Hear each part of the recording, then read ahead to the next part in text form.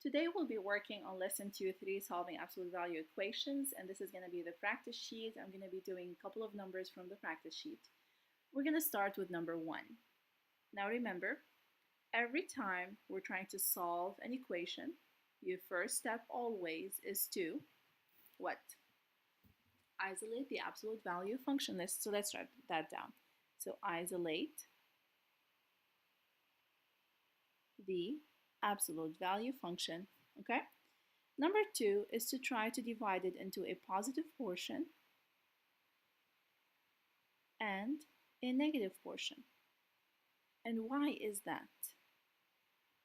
Because when they tell me that x minus 18 is equal to 5, the absolute value of x minus 18 is equal to 5, they're telling me that I'm standing at a number which is 18, okay?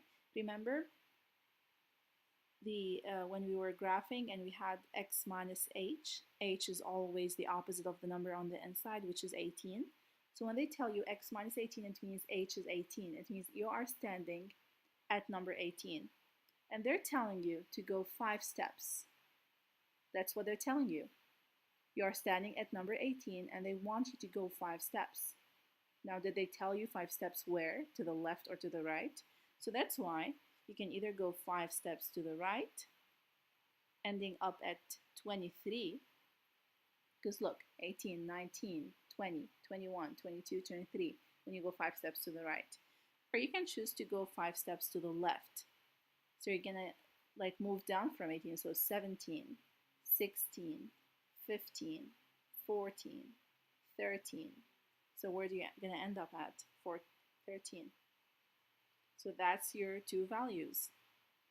So the x can either be 13 or 23. Okay? So absolute value means distance. And they told you that the distance is 5, but they didn't tell you are you going east or west.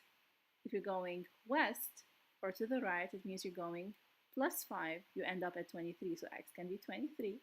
Or they're going to tell you go to the left 5 steps. It means you're going to end up at 13.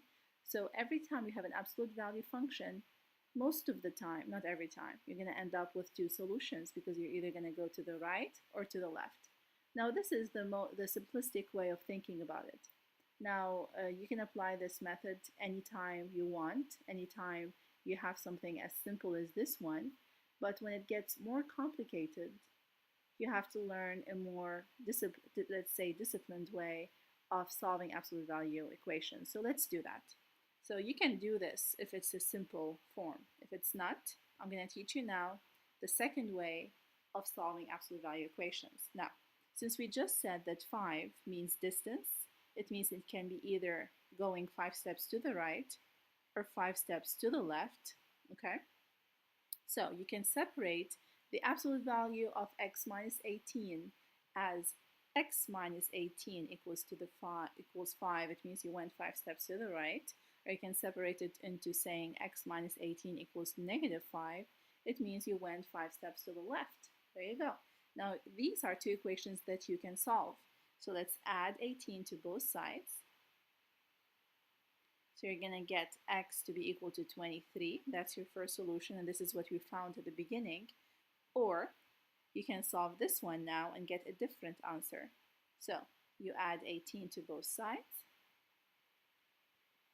and you get that x is equal to 13, and that's the other answer that we found as well. So x can be either 23 or 3. Remember guys, so the second step is to divide it into a positive portion and a negative portion. Your third step always is to check. Don't miss this step, so check. And how do you check it? You go back and check the first one. So you plug in 23 for x and see if it makes sense. 23 minus 18 is 5. Absolute value of 5 is always positive 5. So yes, it gave me a correct answer. Now let me go ahead and check the other one. 13. Absolute value of 13 minus 18, is it equal to 5? Now absolute value of 13 minus 18 is going to give you absolute value of negative 5. The absolute value of a number, no matter what, whether positive or negative, is always going to be positive. So as you can see, it gave you 5. So yes, it works as well. Now I want you to try to pause the video and do number 2 on your own. You can do it using, as you can see, it's a simple form. So you can think about it as distance like we did in the first method, or you can do the more disciplined way of solving, more like practical way of solving. So go ahead, try both methods. Now I do hope that you tried, and let's do this together. X plus 12 in the absolute value means h is negative 12, so it means I'm standing at negative 12 and they want me to go 9 steps to the right and 9 steps to the left. If I go 9 steps to the right, I'm going to end up at negative 3, because if you try to go from negative 12 to the right, means you're going to negative 11, negative 10, negative 9, and so on until you get to negative 3. And if you're going 9 steps to the left, it means you're going to end up at negative 21, because you're going negative 13, negative 14, negative 15, until you go 9 steps to the left and end up at negative 21. So x can be either negative 21 or negative 3. Now let's find the more practical way of solving, and which is dividing the absolute value into 2. One of them telling me that you're going 9 steps to the right, and one of them telling me that you're going 9 steps to the left. Now solve each one separately, and you're going to end up by subtracting 12 from both sides. So you're going to end up with getting x equals negative 3. Or you can subtract, of course, you have to solve the other one, not or. So you get that x is equal to negative 23, and you got the other answer. Now remember to always check. Okay, so let's try to check together. Let's plug in negative 23 here. Negative 23 plus 12 will give you what?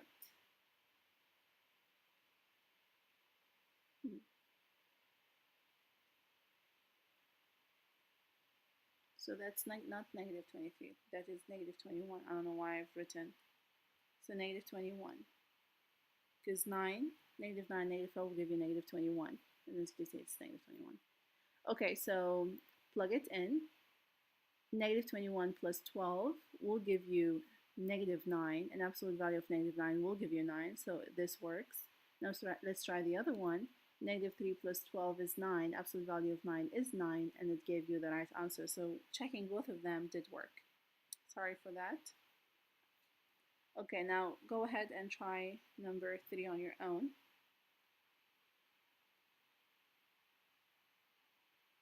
Please pause the video and try it. Now, so far we learned 2 methods to solve, either the simplistic way of solving or the more practical way of showing the plus 8 and negative 8. So you can do that by doing y plus 5 equals 8 and y plus 5 equals negative 8, and you solve each one separately. Now I'm going to show you a different method where you can actually use the calculator to help you solve. Now when they say that 8 is equal to absolute value of y plus 5, they mean that they want the intersection between y equals 8 and y equals to absolute value of y plus 5. So what I'm going to do on y1, I'm going to put second, 0, enter. So I got the absolute value. I'm going to put x plus 5 in y1. So that's y plus 5, okay? On y2, I'm going to put 8. So you put the left side of your equation on one of the y's, and your right side of the equation on another y. You see that? You graph them. Now remember, the shape of an absolute value is a V shape, and the other one is going to be a horizontal line. And when you graph them, it means you're interested in the intersection between those two. Now, as you can see, I can see this intersection, but I cannot see that intersection, so I need to fix my window. Think of the left as being x minimum, the right as being x maximum, the top as being y maximum, and the bottom as being y minimum. So I need to fix my x minimum, the left side of my window. So you go to window, instead of negative 10 for x minimum, let me put negative 20. And let me try to graph that and see if it's going to give me, okay, I see a better V now. I see also the red line cutting or intersecting the V in 2 spots. So as you can see, these are the 2 lines, the 2 spots where they intersect.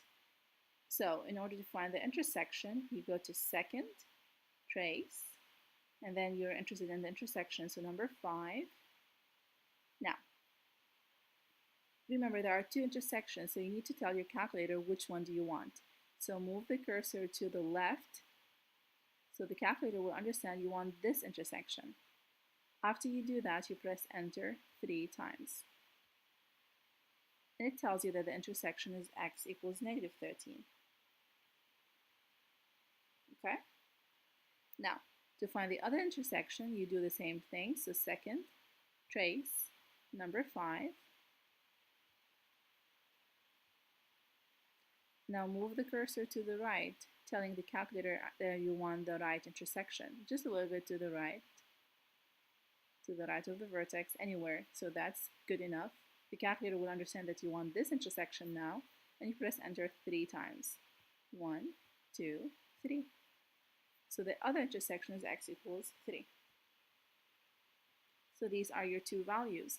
Remember, because this is a y variable, so once you find the intersection, instead of saying x, just say y equals to both of those. Remember, because I couldn't put y in my calculator.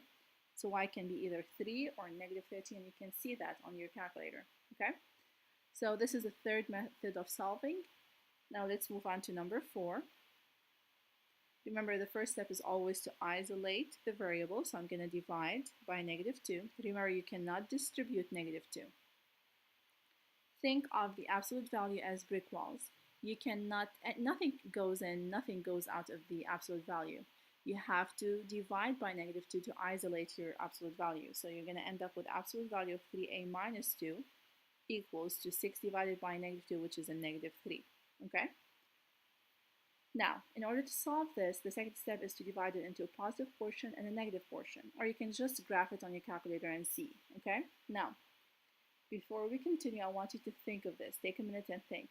Can an absolute value be equal to a negative number? Remember, absolute value of whatever of 3 will give you 3. Absolute value of negative 3 will give you also a 3. So the answer of an absolute value is always positive. So absolute value cannot be equal to a negative 3, so that would be a no solution. Now to better see this, let's graph them. So I'm going to go to y equals, and I'm going to put what I isolated to have. So I'm going to put 3, let me clear that, second 0, enter. I'm going to put 3x minus 2 inside the absolute. And on y2, I'm going to put negative 3. So you see what I did? You put the left side of your equation on one y and the right side of your equation on another y. So that should be negative 3. Now, once you graph them, you are interested in the intersection equals means where these two intersect. So that's your v, and that's your line. Where do they intersect? They don't. And that's why we have no solution. There's no intersection between an absolute value and a negative number. An absolute value can never be equal to a negative number. That's why there's no solution. I hope the graph helped you understand this more. So let's move on to another problem, which is number 5. Again, when you subtract 8, you have to isolate by subtracting. You're going to get 4b plus 1 equal to a negative number, so no solution. An absolute value can never be equal to a negative number. Now, number 6 is basically the same concept. You try to isolate the absolute value and then solve for x. You're going to get x equals to 5 and negative 5. So try this on your own and check the answer key online. Now I'm going to move on to number 7. Okay? Again, the same concept. Every time you have something like this, you need to isolate the absolute value. Now, first of all, you need to move the negative 2x to the other side by adding 2x. So you get that 3 of absolute value of 2x plus 2 is equal, this cancels out, x plus 2x is 3x plus 3. Now you need to isolate the absolute by dividing everything by 3. Okay, so this cancels out, you're left with absolute value of 2x plus 2 to be equal to x plus 1. There you go. You just isolated your absolute value. Now you can do this algebraically by dividing it into a positive and negative portion. 2x plus 2 equals to the plus of x plus 1 to the positive portion of this, and 2x plus 2 equals to the negative portion of this. Okay? So the absolute value can either be positive, or absolute value can be the distance can either be going to the right, or the distance can either be going to the left. So by separating the absolute value, you got the right distance and the left distance, the positive portion and the negative portion. Now, I'm going to do this algebraically with you, and then I'll show you on the calculator. Now, so 2x plus 2 is equal to x plus 1. To solve this, you have to isolate the x, so subtract x from both sides. You move all the x's together. 2x minus x will give you x. And then you have to subtract 2 from both sides. So 1 minus 2 will give you a negative 1. So you just got the first solution, to x to be equal to negative 1. Now let's try to solve the other part. You distribute the negative. So 2x plus 2 is equal to negative x minus 1. Add x to both sides. So you get 2x plus x to be 3x. Copy everything else. Now move the 2 to the other side by subtracting it. So 3x is equal to negative 3. Divide by 3, divide by 3. So x is equal to negative 1. We got the same answer. It means there's only one solution, which is negative 1. Now let's go and graph it. Maybe this will help us see this better. So I'm going to put 2x plus 2. So see what I'm plugging in? I'm plugging in whatever I isolated the absolute value to be, but you can put the main equation, like it will give you the same answer. You can choose to put in y1, you can choose to put all of this in y1, the right side or the left side of your equation, and you can choose to put this in the y2, which is the right side of your equation. So, or you can choose to put whatever you isolated the absolute value to be. Graph it. So where's my V shape? There's the V shape, and there you go. That's your line. Now, as you can see, the red line intersected the V in only one point, and this is why we have only one solution, which is negative 1. Now let's do second trace, number 5. Press enter 3 times, and there you go. The intersection is just negative 1, and this is what you got. Now, I hope the video was helpful. Please check the answer key to go over the rest of this practice sheet. Okay? So remember, every time you're solving, you either can have a 2 solution, no solution, or 1 solution. Okay?